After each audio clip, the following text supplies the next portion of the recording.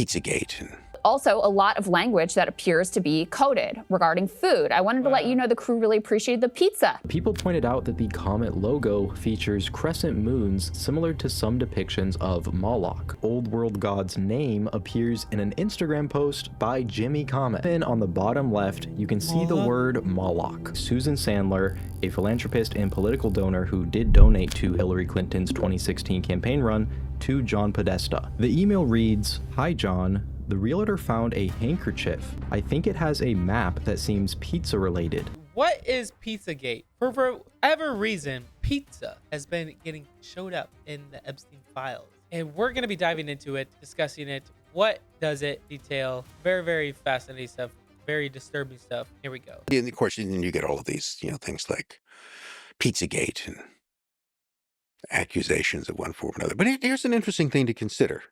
Okay, and I want to argue that I'm not saying that PizzaGate in any way was real or QAnon had anything, but where do they get these ideas from?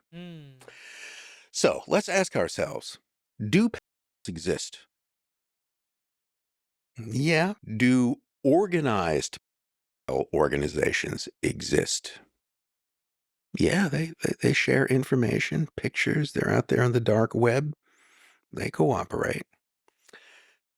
So does exist? Yeah, it does. So in other words, whether or not specific conspiracy theories about this or that group of organized cultists is real, all the ingredients for that to be real are there. Yeah. Organized pedophilia exists and trafficking exists. Whoa. At some point, at some time, someone will put all of those together. In fact, certainly, they already have. So that being said, we have a lot to cover here. Our last piece here, which is just some of the things that you can't even really categorize. They just depict the absolute depraved, disgusting, like beyond belief type of activity. It hints at it, right? This is all the little glimpses that we get. And we've talked about this before because, it really does. The birthday book was very eye-opening for me. Page after page of the most disgusting, disturbing, dystopian references where that was the moment when we both were, Eyes Wide Shut is a documentary. This is real life. And I genuinely... Yeah, so we see that pizza is code word all over the Epstein files. If it's such a conspiracy, then why are these things oddly becoming more and more a reality? It is fascinating and disturbing. I believe so firmly now, in the strongest possible way, that being a billionaire, being extraordinarily powerful, being extraordinarily influential, well-positioned in these ways, it destroys your soul. It destroys your soul. It's not only bad for society, it is bad for you personally. And so, as you said, it could be that we are not meant to have that much power. I won't say if you're rich, you're automatically an evil person. No. Maybe when you get to the billionaire club, I don't know. I don't think so. But it is a recipe for more and more depravity like no other. This type of depraved behavior, it's not new. This is something you see repeated over millennia with the, top elites of their time, where the best I can psychologize is that, because they have so much and because they also see themselves as being this distinct, class of humans that are separate and above from all the rest, that first of all, it excuses any sort of horror and abuse.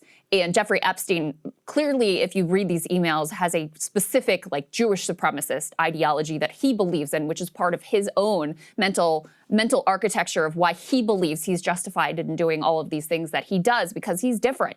He's special. He's separate. These girls that he's abusing, they don't count in the same way. There's one email that we were talking about where he's pissed off at Bill Gates asking him for money for his projects in Africa. And he's basically like, this is some Catholic where they believe every human life is equal.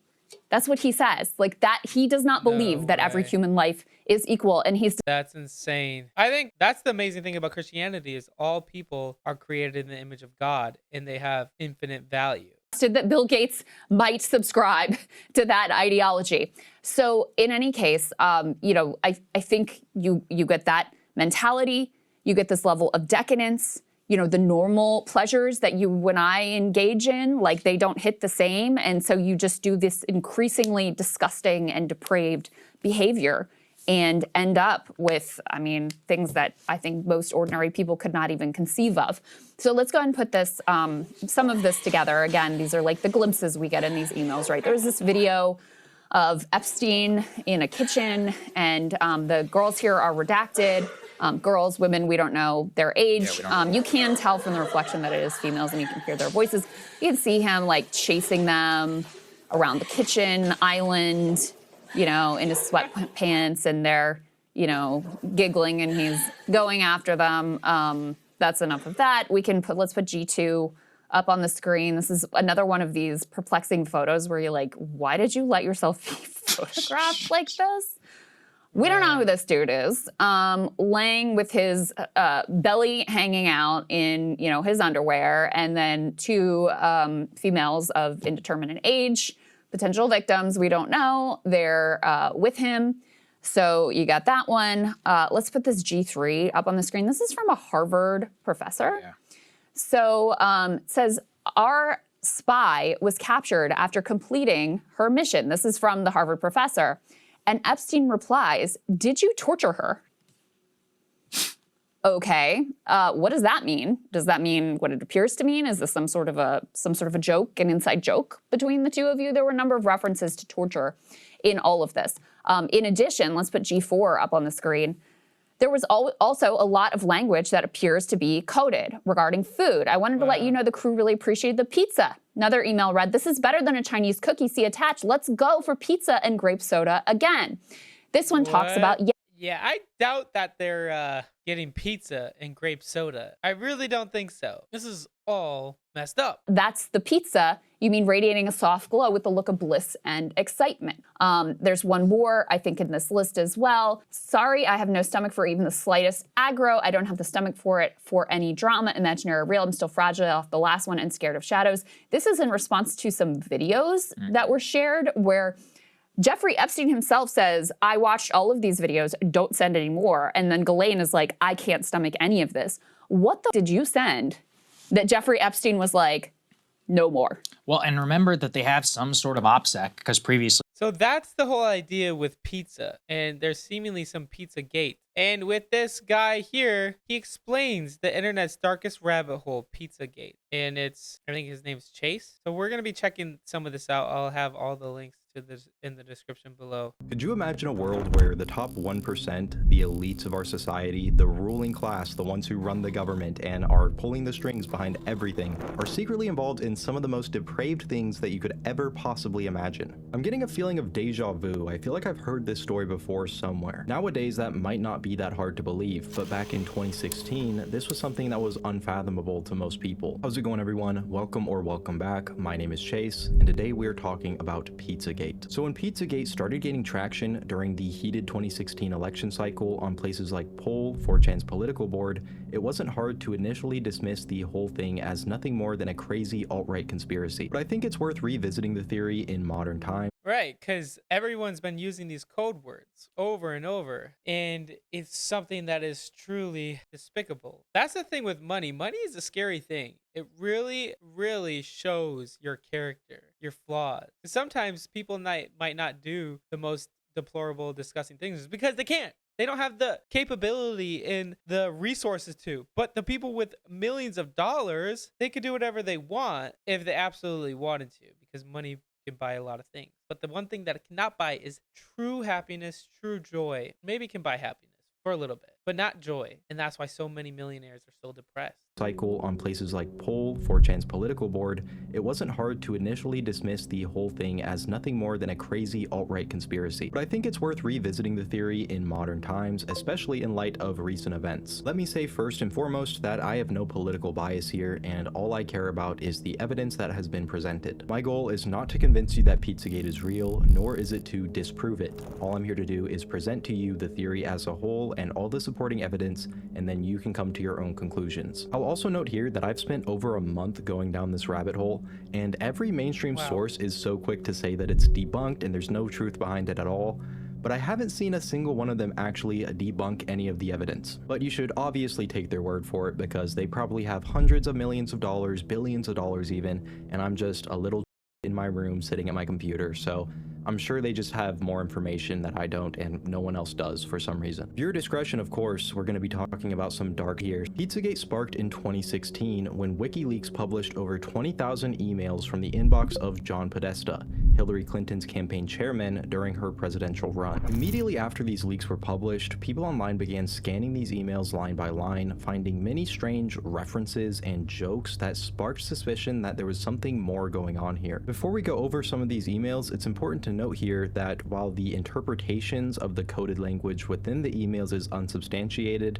the emails themselves are completely legitimate. The Podesta emails were reviewed and confirmed to be authentic by multiple US intelligence agencies, including the CIA, FBI, and the NSA, which is the National Security Agency. So while the interpretations of these emails can be debated, nobody is disputing the authenticity of the emails themselves. Of course, I can't talk about all 20,000 emails here, and most of them are mundane and irrelevant to what we're here to talk about today, but here are a few of the most notable ones that helped fuel the initial theory. One of the first emails that really caught people's attention was sent by Susan Sandler, a philanthropist and political donor who did donate to Hillary Clinton's 2016 campaign run, to John Podesta. The email reads, "Hi John, the realtor found a handkerchief. I think it has a map that seems pizza related. Is it your ruse? They can send it if you want. I know you're busy, so feel free not to respond if it's not yours or you don't want it." So more pizza. What is going on with pizza, guys? I had no idea this was a thing, and literally until essentially today. To be honest, have you guys heard of PizzaGate? I'm so out of the loop. Came from checking the field house, and I have a square cloth handkerchief, white with black, that was left on the kitchen island. Happy to send it via mail if you let me know where I should send it. It's not hard to see why this would catch people off guard. What is a map that seems pizza related on a handkerchief? What the does that even mean? Well, coincidentally, the handkerchief code is a color-coded system that people use to communicate their interests and pleasures non-verbally. Different colors relate to different acts or things that people are into, and I will not elaborate farther on that. If it's that important to you, you can look that up on your own time. These people are like old boomers, so maybe they just communicate differently and they have some dementia going on. But again, what is a pizza-related map? What even is that? Another email that caught people's attention was sent to John Podesta by Herbert Sandler, who was at the time a co-CEO of Golden West Financial Corporation, a major political donor to the Clinton campaign. Now Herbert Sandler is burning in hell. I'm joking. Rest in peace, Herbert Sandler. I'm sure he did nothing wrong at all. Mary and John, I think you should give notice when changing strategies which have been long in place. I immediately realized something was different by the shape of the box, and I contemplated who would be sending me something in the square-shaped box. Lo and behold, instead of pasta and wonderful sauces, it was a lovely, tempting assortment of cheeses. Yummy. I'm awaiting the return of my and grandchildren from their holiday travels so that we can demolish them. Thank you so much. I hope you and your gang are well. I miss you both." Wow. What in the world? Disturbing that is. That just seems off. Like, who's going to be sending emails about pizza and about foods like that? Especially for like business related stuff. Like, what? You're in the government and you're doing that? Something's very off. Best wishes, throw a Merry Christmas and Happy New Year. Herb. P.S. Do you think I'll do better playing dominoes on cheese than pasta? The thing that stood out as weird to people is that last line. It's just worded in such a strange way. People don't typically refer to eating something as being on something. People online began theorizing that cheese and pasta and these terms used for food were actually code word for something else. That something else being kids. And I know that's quite the leap in logic to make, but it's not the only example of strange references to food in these emails. Like this email sent from Tony Podesta, John Podesta's brother, would love to get a pizza for an hour. Like again, what does that mean? If we're just talking about lunch. That is sus. Want to get a pizza for an hour? Or you want to go get pizza? I mean, maybe if you're trying to say, I just want to hang out for an hour at a pizza place. But that sounds awfully like you're trying to get something disturbing. That is not a normal way to say that. Imagine your friend gets a hold of you and they say, Hey dude, you want to go get a pizza for about an hour? Like what? What does that mean? This one is in a long chain of emails, so I'll spare you from me reading the entire thing, but the part that stood out to people here was Bonnie will be Uber service to transport Ruby, Emerson, and Maeve Lozado, 11, 9, and almost 7, so you'll have some farther entertainment, and they will be in that pool for sure. Excuse me? What? That obviously sounds really bad, and unfortunately there's no context that makes it sound any better. And it just gets weirder because there's a whole nother rabbit hole to go down with this woman. Reportedly, Lozado ran a website known as Evie's Crib, which was kind of like a blog. It's hard to confirm because as soon as people started talking about this, it was removed almost immediately, but if this blog is real, it looks really bad. The website apparently featured many pictures of Lozado around young, including her step-granddaughter, Evie. The header of the website reads, Evelyn is growing up. Soon she will be the queen of the entire US of A. Right now, for a limited time only, you can spend some time with her online, raw and uncut. What? Take advantage of this now. Who would do that to their own grandchildren? What? In the future, she will have the power of life and death over you. First of all, why are people spending time online with your granddaughter at all? And then raw and uncut, that is just a really weird way to describe that. Whoever was running this website categorized these posts with labels so you can find exactly what you're looking for easily. Posts were labeled under categories such as psychopath, evil white bitch, filth, malpractice, discomfort, manipulation, and Ambien.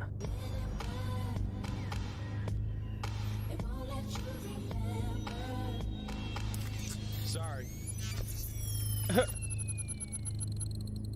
Ambien, for those who don't know, is a prescription drug that is classified as a hypnotic and is used to treat insomnia short term. One of the side effects of Ambien is that it wipes your memory. Many people have no recollection of anything else that occurred or what they did after dosing. Why would that be a category on this blog that she apparently uses to post pictures of her grandchildren?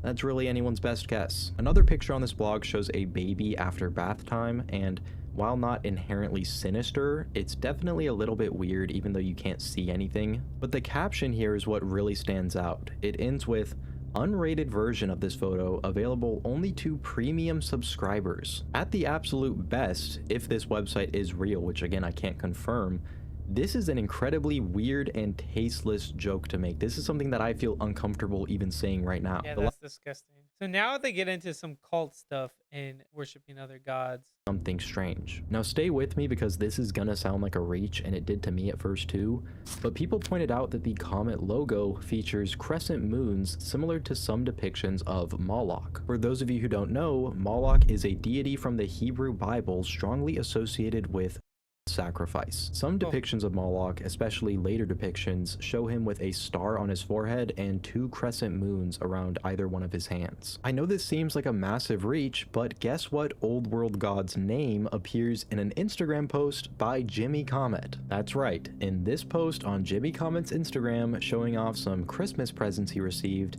if you zoom in on the bottom left, you can see the word Moloch. That is so strange. And it's not like it's in a book or anything either. It looks like it's printed out on a single sheet of paper. Personally, I've never... What does PizzaGate have to do with the old gods of the Old Testament? They're making a comeback, guys. Again, does this have a whole ties to abortion as well? Probably. ...received any sort of gift, especially not a Christmas gift, referencing Moloch or any other deity. Maybe this is normal and I'm just out of the loop or something, Nope, but to me, not. that seems really weird. Especially when you keep in mind all the ties to the occult and Marina Abramovich.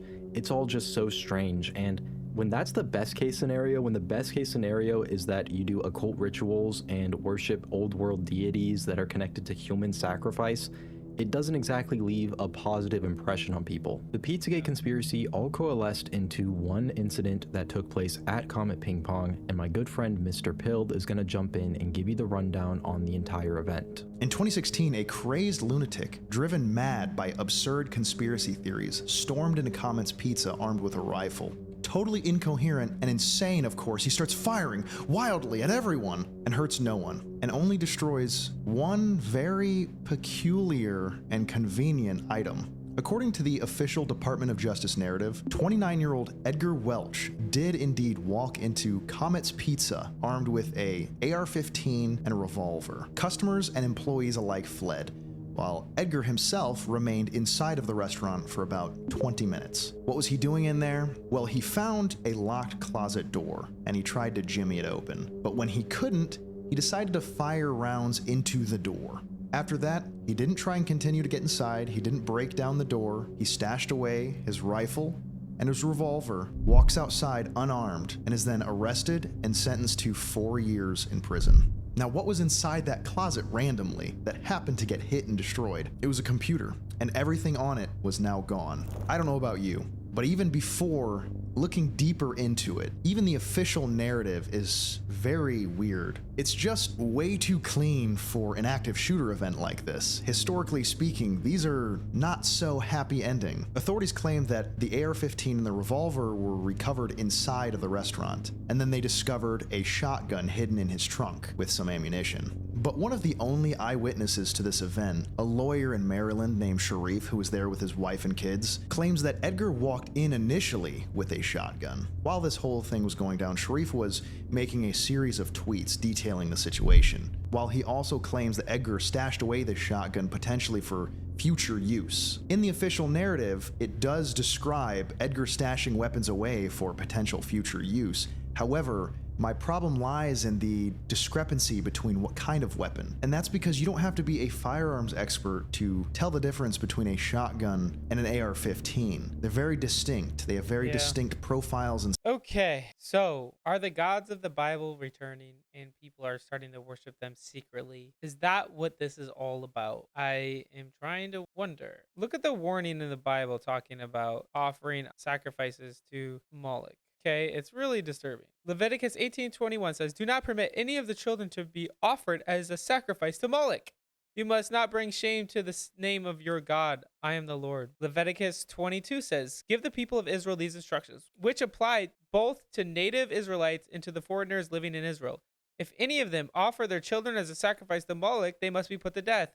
The people of the community must stone them to death." Like, this is something you should not mess with. "I myself will turn against them and cut them off from the community because they have defiled my sanctuary and brought shame on my holy name by offering their children to Moloch. And if people in the community ignore those who offer their children to Moloch and refuse to execute them, I myself will turn against them and their families and will cut them off from the community. This will happen to all who commit spiritual prostitution by worshiping Moloch." And another book in the Bible, 2 Kings 17:17, "Even sacrificed their own sons and daughters in the fire. They consulted fortune tellers and practiced sorcery and sold themselves to evil, arousing the Lord's anger." That was going on in the Old Testament. Are these things happening again? I would say almost 100% yes. And we need to be aware. We need to speak out. We need to preach the gospel.